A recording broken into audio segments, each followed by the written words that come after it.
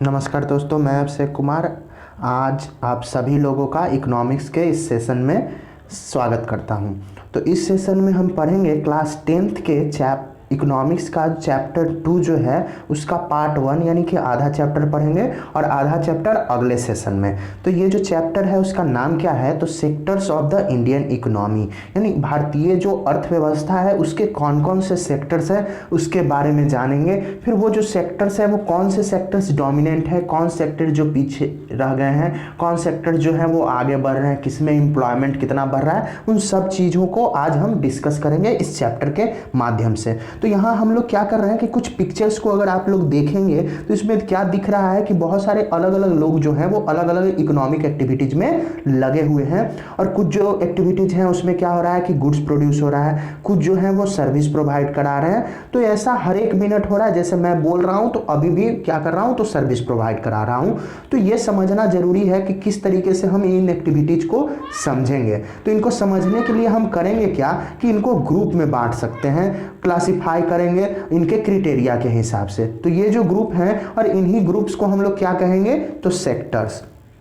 तो अब हम करते क्या हैं कि अलग अलग जो इकोनॉमिक एक्टिविटीज़ हैं उनके बारे में हम लोग जानना शुरू करते हैं और उन्हीं से स्टार्ट करते हैं। तो बहुत सारे जो एक्टिविटीज़ हैं वो डायरेक्टली उनमें हम यूज करते हैं नेचुरल रिसोर्सेज का, यानी प्राकृतिक संसाधन का। जैसे एग्जाम्पल अगर देखा जाए तो कल्टीवेशन हो रहा है अगर कॉटन का, तो इसमें क्या हुआ कि क्रॉप सीजन है, उसी क्रॉप सीजन में हम लोग कॉटन का कल्टीवेशन कर सकते हैं, खेती कर सकते हैं। तो कॉटन प्लांट के अब ग्रोथ के लिए हम लोग मेनली डिपेंड हैं, या फिर पूरी तरीके से नहीं फिर भी डिपेंडेंट है हम लोग नेचुरल फैक्टर्स पे, जैसे कि रेनफॉल पे, सनशाइन और क्लाइमेट पे। और जो प्रोडक्ट यहाँ हमें मिल रहा है इस एक्टिविटी के द्वारा, वो प्रोडक्ट हमारा क्या है तो कॉटन, जो कि एक नेचुरल प्रोडक्ट है। और उसी तरीके से अगर दूसरा केस देखा जाए जैसे कि डेयरी का केस है, तो यहाँ भी हम लोग डिपेंड हैं बायोलॉजिकल प्रोसेस ऑफ एनिमल्स पे, यानी जो एनिमल दूध देती है उन पे, और उनके लिए कितना चारा उपलब्ध है, यानी एबिलिटी ऑफ फूडर पे। तो यहाँ जो प्रोडक्ट हमें मिला वो क्या मिला, मिल्क मिला, जो कि एक नेचुरल प्रोडक्ट है। और उसी तरीके से अगर मिनरल्स देखा जाए, ओर्स देखा जाए, तो ये सारे के सारे क्या हैं हमारे नेचुरल प्रोडक्ट्स हैं।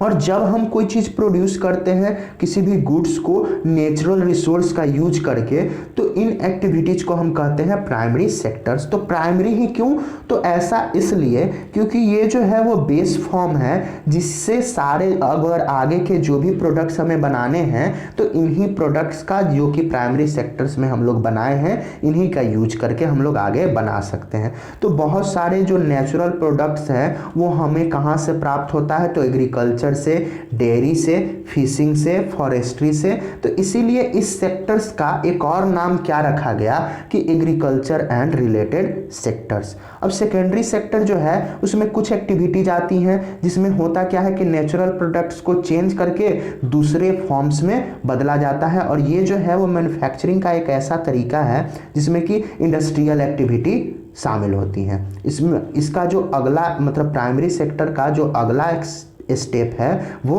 सेकेंडरी सेक्टर ही है, यानी इंडस्ट्रियल सेक्टर भी इसको हम कहते हैं। तो यहाँ क्या हो रहा है कि प्रोडक्ट जो है वो प्रोड्यूस नहीं किया जा रहा है, मतलब नेचर के द्वारा प्रोड्यूस नहीं किया जा रहा है, बल्कि इसको हम लोग बना रहे हैं। इसलिए कुछ जो प्रोसेस है मैन्युफैक्चरिंग के वो ज़रूरी होते हैं इनको बनाने के लिए। तो इसको हम लोग कहाँ बना सकते हैं, तो इसको हम लोग या तो फैक्ट्री में मैन्युफैक्चर कर सकते हैं, किसी वर्कशॉप में, या फिर घर पर भी। जैसे एग्जांपल अगर देखा जाए कि कॉटन फाइबर को हम लोग कहाँ से प्राप्त किए, तो कॉटन के प्लांट से। और उसके बाद हम लोग किए क्या कि उससे स्पिन करके, यानी उसको धागा बनाए, स्पिन करके हम उससे को धागा बनाए और उस धागे से हम लोग कपड़ा बनाए। और उसी तरीके से अगर दूसरा एग्जांपल देखा जाए तो शुगर केन जो है वो रॉ मटेरियल है किस चीज़ का, तो शुगर केन से हम लोग शुगर और गुड़ बनाते हैं, मतलब चीनी और गुड़, जिसको जैगरी हम लोग कहते हैं। और हम लोग अगर नेक्स्ट एग्जांपल, तो अर्थ को, यानी जो मिट्टी है उससे हम लोग ब्रिक्स बनाए, ईंट बनाए, और इन ईंटों का यूज करके हम लोग घर और बिल्डिंग बनाते हैं, हाउसेज और बिल्डिंग्स। तो इस तरीके से ये जो सेक्टर्स है इसमें क्या हो रहा है कि बहुत सारे जो काम हो रहे हैं वो इंडस्ट्रीज की मदद से हो रहे हैं, यानी कि इसमें इंडस्ट्री शामिल है, इसलिए इनको हम लोग इंडस्ट्रियल सेक्टर भी कहते हैं। अब प्राइमरी और सेकेंडरी सेक्टर के बाद हमारे पास तीसरा कैटेगरी आता है जिसमें कि बहुत सारे एक्टिविटीज़ हैं। उनको हम लोग टर्शियरी सेक्टर में रखते हैं। और ये जो ऊपर का जो हमारा दोनों एक्टिविटीज हैं, जो दोनों सेक्टर्स हैं प्राइमरी और सेकेंडरी, उससे बिल्कुल अलग है। इस सेक्टर्स में होता क्या है, इनमें जो एक्टिविटीज होती हैं वो डेवलपमेंट में यूज होता है, किसके, तो प्राइमरी और सेकेंडरी सेक्टर के डेवलपमेंट में यूज होता है। इन एक्टिविटीज में वो क्या करते हैं कि खुद से कोई गुड्स को प्रोड्यूस नहीं करते हैं, बल्कि वो सपोर्ट करते हैं, हेल्प करते हैं प्रोडक्शन प्रोसेस में। जैसे अगर एग्जांपल देखेंगे तो गुड्स जो प्रोड्यूस हुआ प्राइमरी या फिर सेकेंडरी सेक्टर में, उसको ज़रूरत होगा किस चीज़ का, तो ट्रांसपोर्टेड का, यानी ट्रांसपोर्टेशन का ज़रूरत होगा। वो या तो ट्रक से या फिर ट्रेन से हम कहीं ले जाएंगे। उसको बेचने की ज़रूरत होगी होलसेल में या फिर रिटेल शेप में। और बहुत बार ऐसा ज़रूरी होता है कि उनको स्टोर करना पड़ता है गोडाउन्स में। तो इन सब के, और हम लोग करेंगे क्या कि हम लोग अगर इसके लिए किसी से बात अगर करना है तो बात करेंगे टेलीफोन पे या फिर लेटर सेंड करेंगे, तो ये कम्युनिकेशन आ गया। या फिर अगर हमें पैसा निकालना है, बोरो करना है बैंक से, तो बैंकिंग आ गया। ये सब जो एक्टिविटीज़ हैं वो प्रोडक्शन और ट्रेड का मदद करती हैं, उनकी हेल्प करती हैं। तो transport, storage, communication, banking, trade, ये सब जो है वो कुछ एग्जाम्पल्स हैं टर्शियरी एक्टिविटीज के। तो ये जो एक्टिविटीज हैं वो सर्विस प्रोड्यूस कराती हैं, ना कि गुड्स। तो इसलिए टर्शियरी सेक्टर को हम लोग सर्विस सेक्टर भी कहते हैं। और सर्विस सेक्टर में कुछ जो जरूरी सर्विसेज हैं उनमें जो कि डायरेक्टली हम लोग गुड्स के प्रोडक्शन को हेल्प नहीं करते हैं, यानी कि यहाँ गुड्स प्रोडक्शन में कोई मदद नहीं किया जाता है। तो इसको जैसे कुछ एग्जांपल्स हैं सर्विस सेक्टर्स के जिनमें गुड प्रोडक्शन को हेल्प नहीं किया जा सकता है, वो कौन कौन से हैं, तो हमें टीचर्स की ज़रूरत होती है, डॉक्टर्स की, और भी दूसरे पर्सनल सर्विसेज जैसे कि वाशरमैन, बार्बर्स, कॉबलर्स, लायर्स, और वैसे लोग जो कि एडमिनिस्ट्रेटिव या अकाउंटिंग वर्क्स में जुड़े हुए हैं। तो इन कार्यों के मतलब ये जो कार्य होते हैं वो प्रोडक्शन के लिए नहीं होते हैं, मतलब प्रोडक्शन में ये मदद नहीं करते हैं। और अभी के समय में देखा जाए तो बहुत सारे ऐसे नए सर्विसेज हैं जैसे कि इंफॉर्मेशन टेक्नोलॉजी का हो गया, internet cafe, ATM booths, call centre, software companies, ये सब भी आज के समय में बहुत ज़्यादा इम्पोर्टेंट हो गया है। अब हम लोग देखेंगे कि यहाँ जो टेबल 2.1 है यहाँ पे कुछ एग्जाम्पल्स दिया हुआ है, और उस एग्जाम्पल्स के बेसिस पे हमें बताना है कि ये जो एग्जाम्पल्स है वो किस सेक्टर्स के हैं। तो यहाँ पे व्हाट डज दिस शो, तो वो सेक्टर हमें बताना है इस टेबल 2.1 में। अब क्या करना है कि तीनों सेक्टर्स को हम लोग कंपेयर करेंगे एक दूसरे से।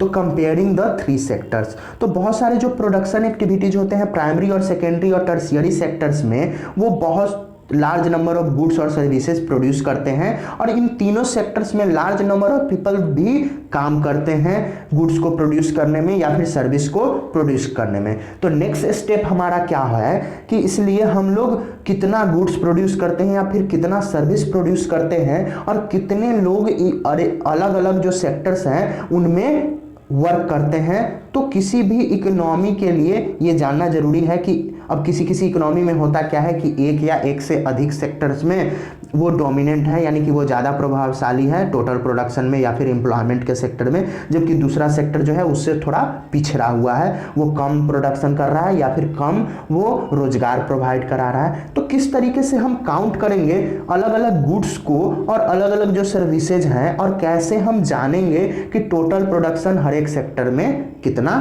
हुआ है। तो लगभग हजारों गुड्स और सर्विसेज प्रोड्यूस हो रहे हैं। तो आप लोग ऐसा सोचोगे कि ये तो इम्पॉसिबल टास्क है, ये कभी हो ही नहीं सकता है। तो ये जो टास्क है वो केवल इनॉर्मस ही नहीं है, आप वंडर करोगे कि किस तरीके से हम ऐड करेंगे कार्ड्स के नंबर्स को, कंप्यूटर्स के नंबर्स को, नेल्स को, यानी कांटी को तो गिनना बहुत मुश्किल है, उसके बाद फर्नीचर को कैसे हम काउंट करते जाएंगे। तो ये सोचना भी बेकार है, मतलब ऐसा हम लोग कर ही नहीं सकते हैं। तो हमें जो सोच है वो सही दिशा में लगाना है। तो इसी कारण से इस प्रॉब्लम के सोल्यूशन के लिए इकोनॉमिस्ट ने सजेस्ट क्या किया है कि हम लोग उस गुड्स के जो वैल्यूज हैं या सर्विसेज के जो वैल्यू है उनका कितना कीमत है उसको हम लोग जाने, उसको ऐड करें, ना कि उसके एक्चुअल नंबर को। जैसे अगर एग्जांपल देखा जाए तो क्या है कि 10,000 kg वीट है जिसको कि 8 रुपीज पर केजी के हिसाब से बेचा जा रहा है। तो टोटल वैल्यू क्या हो गया वीट का, तो टोटल वैल्यू हो गया 80,000। उसी तरीके से अगर 5,000 कोकोनट है और ₹10 पर कोकोनट बेचा जा रहा है तो कितना हो गया इसका वैल्यू टोटल कोकोनट का, तो 50,000। तो ये उसका वैल्यू हो गया। और सिमिलरली हम लोग करते क्या है कि गुड्स और सर्विसेज जो है तीनों सेक्टर्स में उनको भी कैलकुलेट करते हैं, यानी उनके वैल्यू को कैलकुलेट करते हैं और उसके बाद उनको हम ऐड कर देते हैं। तो एक बात यहाँ पे हमें ध्यान देना है कि हर एक गुड्स या हर एक सर्विसेज जो प्रोड्यूस हो रहे हैं या जो बेचे जा रहे हैं उन सबको काउंट करने की ज़रूरत नहीं है। तो फिर कैसे होगा?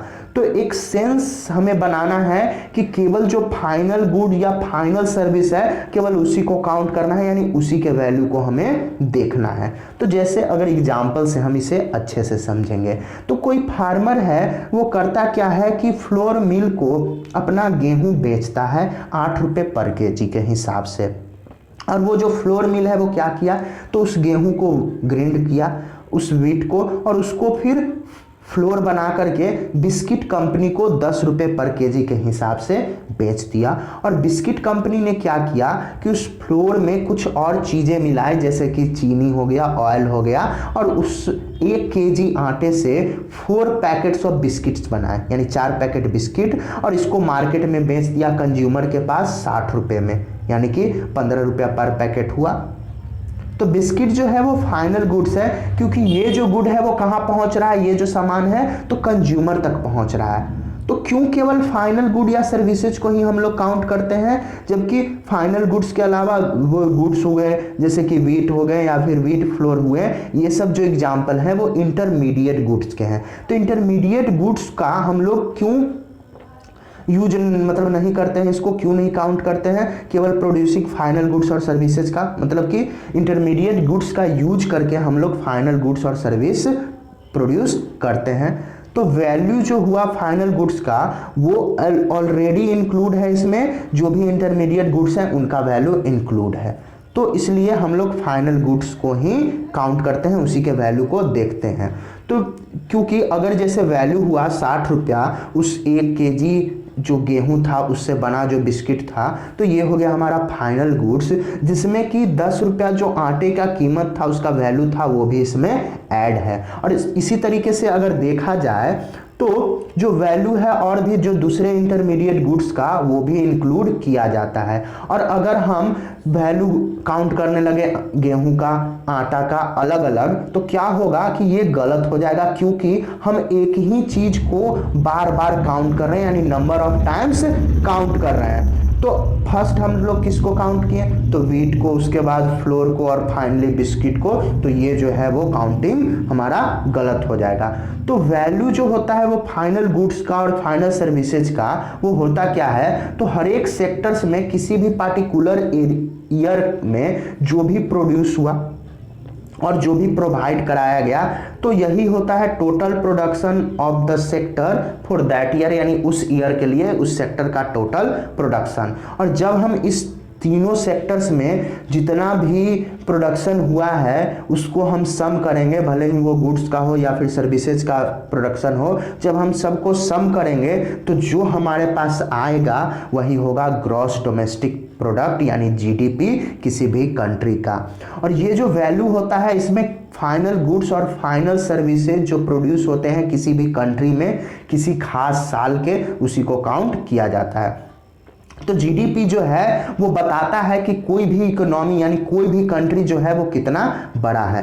तो अगर इंडिया में देखा जाए तो ये जो टास्क है जीडीपी को मेजर करने का, ये सेंट्रल गवर्नमेंट मिनिस्ट्री करती है। और इस मिनिस्ट्री का मदद करते हैं बहुत सारे गवर्नमेंट डिपार्टमेंट्स जो कि इंडिया के अलग अलग स्टेट्स और अलग अलग यूनियन टेरिटरीज में होते हैं।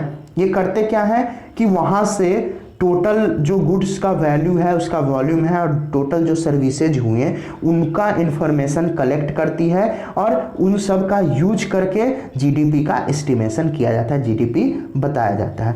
अब कैसे हिस्टोरिकल चेंज हुआ सेक्टर्स में, यानी कि कुछ सेक्टर्स का जो महत्व था वो बढ़ा, कुछ का कम हुआ। तो जनरली ऐसा नोट किया गया है हिस्ट्री से ही कि बहुत ज़्यादा जो डेवलप्ड कंट्रीज हैं अभी उनमें इस जो शुरुआती स्टेज था डेवलपमेंट का, उसमें प्राइमरी सेक्टर जो था वो सबसे इम्पोर्टेंट सेक्टर था इकोनॉमी एक्टिविटी का। और जैसे जैसे मेथड ऑफ फार्मिंग बदलते गया, एग्रीकल्चर सेक्टर जो था वो परस्पर होते गया, तो इसमें बहुत ज़्यादा जब फूड प्रोड्यूस होने लगा पहले के मुकाबले, बहुत सारे लोग जो थे अब दूसरे एक्टिविटीज़ में जुड़ गए, और जिसके कारण नंबर ऑफ क्राफ्ट पर्सन और ट्रेडर का जो संख्या था वो बढ़ा। बाइंग और सेलिंग एक्टिविटीज़ भी बढ़ी पहले से कई गुना। और इनके अलावा और क्या क्या बढ़े, तो ट्रांसपोर्टर्स बढ़ गए हैं, यानी कि जो सामान को एक जगह से दूसरे जगह ले जाते हैं, एडमिनिस्ट्रेटर बढ़ गए हैं, आर्मी, ये सब की संख्या बढ़ गई है। जबकि इस स्टेज पे बहुत सारे गुड्स जो प्रोड्यूस हो रहे हैं वो नेचुरल प्रोडक्ट से हो रहे हैं प्राइमरी सेक्टर्स में, और बहुत सारे लोग इसी सेक्टर में एम्प्लॉयड हैं, यानी कि रोजगार से जुड़े हुए हैं। और लंबे समय से, यानी कि 100 ईयर से भी ज़्यादा से स्पेशली क्यों हुआ कि नए मेथड जो आए मैन्युफैक्चरिंग का वो इंट्रोड्यूस किया गया, जिसके कारण जो फैक्ट्रीज थी वो स्टार्ट हुई, मतलब वो क्या आई और वो फैलना शुरू कर गए। तो जो लोग जो कि पहले काम करते थे खेतों में, अब वो उन फैक्ट्रीज में काम करने लगे, मतलब अधिक से अधिक संख्या में। और जो लोग यूज करते थे अधिक से अधिक गुड्स का, अब वो क्या कर रहे हैं कि जो फैक्ट्रीज में गुड्स प्रोड्यूस हो रहा है वो सस्ते कीमत पर उनको मिल रहा है, तो उनका यूज करना शुरू कर दिए। तो सेकेंडरी सेक्टर जो है वो बहुत इंपॉर्टेंट हो गया अब टोटल प्रोडक्शन और एम्प्लॉयमेंट के क्षेत्र में। तो इस तरीके से समय के साथ जो शिफ्ट है, मतलब यहाँ से वो शिफ्ट होकर के दूसरे सेक्टर में चला गया। तो ये जो मीन्स है इम्पॉर्टेंट सेक्टर जो है ये बदलते रहता है, यानी किसी भी सेक्टर का जो महत्व है वो समय के साथ बदलते रहता है। और अगर पिछले 100 सालों में देखा जाए तो और भी शिफ्ट हुआ है सेकेंडरी सेक्टर से टर्शियरी सेक्टर में, खास करके डेवलप्ड कंट्रीज में। और ये जो है वो सर्विस सेक्टर ये मोस्ट इंपॉर्टेंट हो गए टोटल प्रोडक्शन के हिसाब से। अब बहुत सारे जो वर्किंग पीपल हैं वो इसी सेक्टर में यानी सर्विस सेक्टर में एम्प्लॉयड हैं, और ऐसा जनरल पैटर्न है डेवलप्ड कंट्रीज में, खास करके डेवलप्ड कंट्रीज में। तो टोटल प्रोडक्शन ऑफ एम्प्लॉयमेंट तीनों सेक्टर्स में, मतलब अगर इंडिया का बात देखा जाए तो कितना है इसको हम लोग जानेंगे। तो ईयर्स के हिसाब से क्या हुआ कि इसमें भी चेंज हुआ, इस पैटर्न्स में भी डेवलप्ड कंट्रीज के जैसा ही इंडिया में भी चेंजिंग आया है, मतलब अलग अलग सेक्टर्स में जो नंबर ऑफ एम्प्लॉयमेंट है उनमें बदलाव आया है। तो यहाँ प्राइमरी सेकेंडरी और टर्शियरी सेक्टर जो इंडिया में है उसको ग्राफ से देखते हैं। तो सबसे पहला जो ग्राफ है वो जीडीपी बताता है, यानी कि ग्रॉस डोमेस्टिक प्रोडक्ट बताता है प्राइमरी सेकेंडरी और टर्शियरी सेक्टर का। तो फर्स्ट जो ग्राफ बता रहा है हमें वो बता रहा है कि किस तरीके से 1973-74 में कितना अलग अलग हर एक जो सेक्टर्स था उसका जीडीपी में रोल था, और 2013-14 में जीडीपी में उनका क्या रोल है, यानी कि 40 साल का यहाँ पे दिखाया गया है। तो 1973-74 में देखें तो यहाँ सबसे ज़्यादा जीडीपी का रोल दिख रहा है हमें, तो नीचे वाला जो पार्ट है यानी प्राइमरी सेक्टर एग्रीकल्चर सेक्टर का और उससे रिलेटेड सेक्टर का। उसके बाद सबसे कम है इंडस्ट्रियल सेक्टर, और उसके बाद जो है वो प्राइमरी से थोड़ा कम है कौन सा, तो हमारा सर्विस सेक्टर। वही अगर 2013-14 में देखा जाए तो जीडीपी में सबसे ज़्यादा योगदान दे रहा है हमारा टर्शियरी सेक्टर, उसके बाद सेकेंडरी सेक्टर, और सबसे कम हमारा प्राइमरी सेक्टर।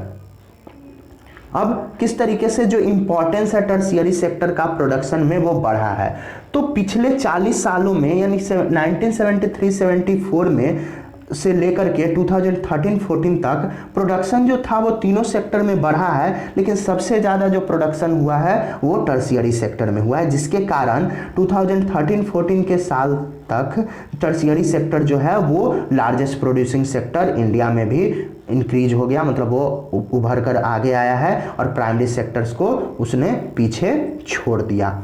तो क्यों जो है वो टर्शियरी सेक्टर जो है वो इंडिया में इम्पॉर्टेंट हो रहा है, तो इसके बहुत सारे रीजंस हैं, बहुत सारे कारण हैं। तो पहला जो कारण है कि कंट्री जो है उसमें बहुत सारे सर्विसेज शुरू हो गए, जैसे कि हॉस्पिटल्स हो गए, एजुकेशनल इंस्टीट्यूशन हो गए, post office, telegraph services, police station, courts, village administrative office, municipal corporation, defence, transport, banks, insurance companies, ये सब जो जिसकी अभी ज़रूरत है, और इन सब को बेसिक सर्विसेज कहा जाता है। और किसी भी कंट्रीज को डेवलप करने में, मतलब डेवलपिंग कंट्रीज में गवर्नमेंट जो है वो इन सब सेक्टर्स का रिस्पॉन्सिबिलिटी लेती है, तो इस कारण से इन सेक्टर्स में बहुत ज़्यादा इंक्रीमेंट हुआ, बहुत ज़्यादा बढ़ोतरी हुआ है। सेकेंड जो रीजन है कि डेवलपमेंट जो है वो एग्रीकल्चर और इंडस्ट्रियल सेक्टर में किस पे डिपेंड करता है, तो सर्विस पे। यानी कि जब तक सर्विस का डेवलपमेंट नहीं होगा तब तक इन सेक्टर्स का भी डेवलपमेंट नहीं होगा, जैसे कि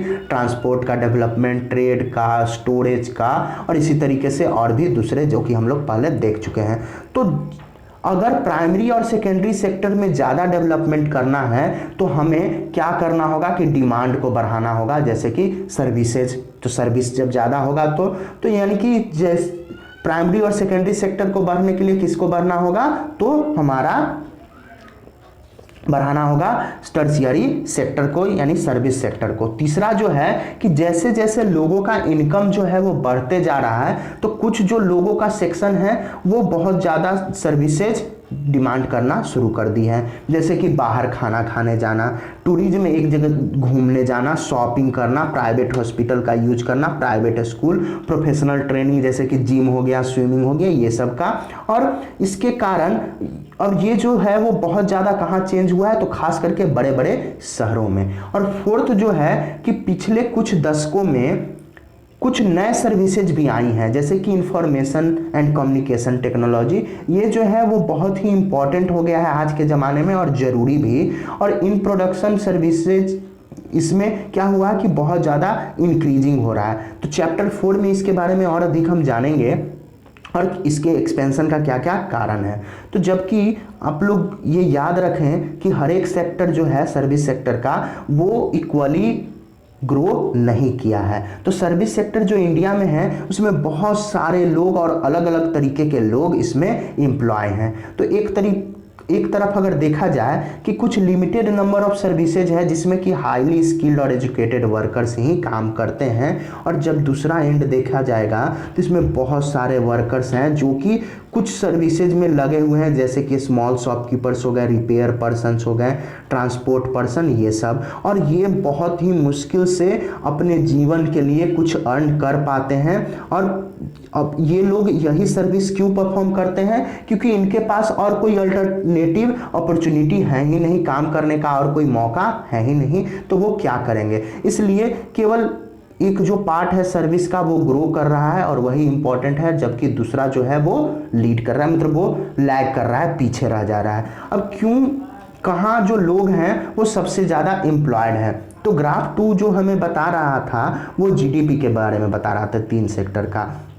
अब हम लोग देखेंगे डायरेक्टली कि कैसे जो इम्पोर्टेंस है सेक्टर्स का वो बीते 40 सालों में बदल गया। अब क्यों जो है वो सिमिलर शिफ्ट जो है प्राइमरी सेक्टर का वो एम्प्लॉयमेंट के केस में भी नहीं हुआ, तो ऐसा इसलिए क्योंकि सेकेंडरी और टर्शियरी सेक्टर जो है वो इनफ जो एम्प्लॉयमेंट है वो प्रोड्यूस नहीं कर पाए, यानी कि जितना जॉब उन्हें देना चाहिए था वो नहीं दे पा रहे हैं।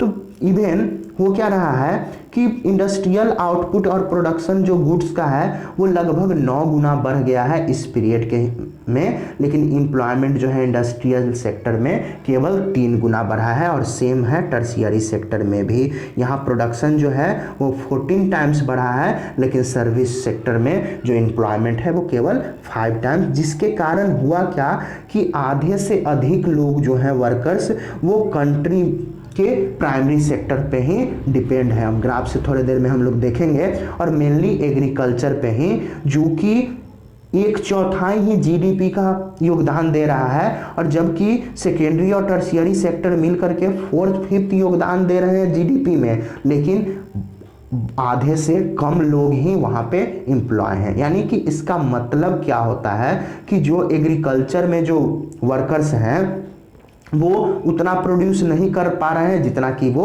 कर सकते हैं। तो थोड़ा सा हम लोग ग्राफ देख लेते हैं। तो ग्राफ में है क्या कि 1972-73 में सबसे ज़्यादा जो शेयर ऑफ एम्प्लॉयमेंट था वो प्राइमरी सेक्टर का था, उसके बाद सबसे कम था सेकेंडरी का, और सेकेंड स्टेज पे था टर्शियरी सेक्टर का। और वो जो है वो अभी तक मेंटेन कर रहा है, यानी कि भले ही जो जीडीपी में प्राइमरी सेक्टर सबसे कम योगदान दे रहा है, लेकिन सबसे ज़्यादा लोग यहीं पे एम्प्लॉयड हैं। तो ये ग्राफ से यहाँ हमें ये जानकारी हुआ।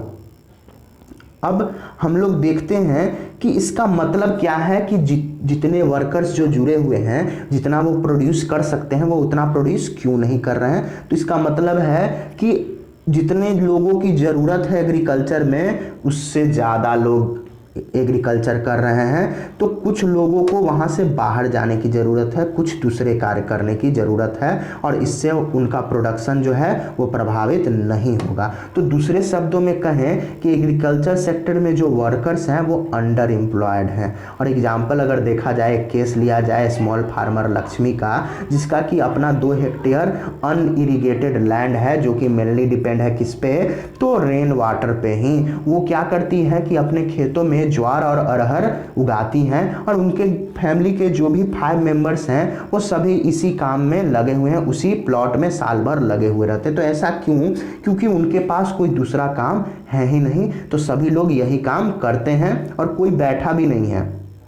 लेकिन अगर एक्चुअल देखा जाए तो यहाँ लेबर इफोर्ट जो है वो डिवाइड हो जा रहा है, यानी हर एक लोग कुछ कुछ कार्य ही कर रहे हैं, पूरी तरीके से वो एम्प्लॉयड नहीं हैं। और इस सिचुएशन को हम लोग अंडर एम्प्लॉयमेंट कहते हैं, जहाँ लोग जो है वो अपैरेंटली वर्क कर रहे हैं, यानी कि अपना पूरा पोटेंशियल नहीं लगा रहे हैं उस काम को लेकर के। और this kind of under employment is hidden in contrast, यानी कि इसको छिपा लिया जाता है टू समवन, मतलब उन लोगों के लिए जो कि जॉब नहीं करते हैं और क्लियरली ये दिख जाता है अनएम्प्लॉयड के केस में। तो यहाँ हम इनको क्या कहेंगे कि डिसग्यूज्ड अनएम्प्लॉयमेंट है, यानी कि जितने लोगों का ज़रूरत था उससे ज़्यादा लोग उस कार्य में लगे हुए हैं। अब अगर हम सपोज करते हैं किसी लैंड लॉर्ड का एग्जाम्पल, जो कि सुखराम एक लैंड लॉर्ड है, वो आता है लक्ष्मी के यहाँ और वो उसके 2 जो मेंबर्स हैं फैमिली के उनको हायर कर लेता है कि उनके खेतों पे काम करे।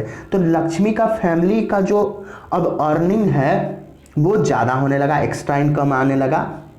तो इस कारण से अब जो 5 पीपल का वहाँ पे नीड नहीं था छोटे से जगह पे, तो दो लोग जो हैं वो चले गए। तो इसके कारण उनका जो प्रोडक्शन है उस पर कोई प्रभाव नहीं पड़ेगा। और ऊपर के एग्जाम्पल से अगर हम लोग देखें तो 2 लोग जो हैं अगर वर्क से मूव कर गए, कहीं फैक्ट्री में भी अगर चले गए, तो उनका फिर से फैमिली अर्निंग जो है वो बढ़ेगा। लेकिन और वो जो है जितने अपने फील्ड पे प्रोड्यूस करते थे पहले से, उतना ही उनका प्रोडक्शन होगा। तो लाखों जो फार्मर्स हैं वो लक्ष्मी की तरह ही हैं इंडिया में। इसका मतलब कि यदि हम बहुत सारे लोगों को हटा भी दें एग्रीकल्चर सेक्टर से और उनको दूसरे वर्क अगर हम प्रोवाइड कराएं, फिर भी हमारा एग्रीकल्चर प्रोडक्शन जो है वो प्रभावित नहीं होगा। और इससे होगा क्या कि लोगों का जो इनकम है वो बढ़ेगा, उनका टोटल फैमिली इनकम भी इंक्रीज होगा। तो ये जो अंडर एम्प्लॉयमेंट है ये दूसरे सेक्टर्स में भी होता है। तो अगर एग्जाम्पल देखा जाए तो बहुत सारे जो कैजुअल वर्कर्स हैं, यानी हजारों, वो सर्विस सेक्टर में भी लगे हुए हैं अर्बन एरिया में, जो कि डेली एम्प्लॉयमेंट मतलब रोज के काम करते हैं रोज पे। और एम्प्लॉयमेंट इनमें से कौन कौन से हैं, जैसे पेंटर्स हो गए, प्लम्बर्स हो गए, रिपेयर पर्सन और दूसरे जो कि इस तरीके का और जॉब करते हैं। उनमें से बहुत सारे जो हैं वो प्रतिदिन काम भी नहीं प्राप्त कर पाते हैं। और अगर सिमिलरली देखा जाए तो दूसरे जो लोग हैं सर्विस सेक्टर के, जैसे कि गली में जो ठेला खींचने वाले जो लोग हो गए या फिर कुछ बेच रहे हैं, वो अपना पूरा दिन इसी में व्यतीत कर देते हैं और बहुत कम ही कमा पाते हैं। तो ये जो वर्क कर रहे हैं क्योंकि इनके पास कोई दूसरा इससे अच्छा अपॉर्चुनिटीज नहीं है। तो यहाँ पार्ट 1 इसका समाप्त होता है। अब अगले वीडियो में इस चैप्टर का पार्ट 2। तो आपको वीडियो कैसा लगा? अगर पसंद आया तो लाइक ज़रूर करें, चैनल को सब्सक्राइब कर दें और नहीं पसंद आया तो डिसलाइक भी कर दें। धन्यवाद।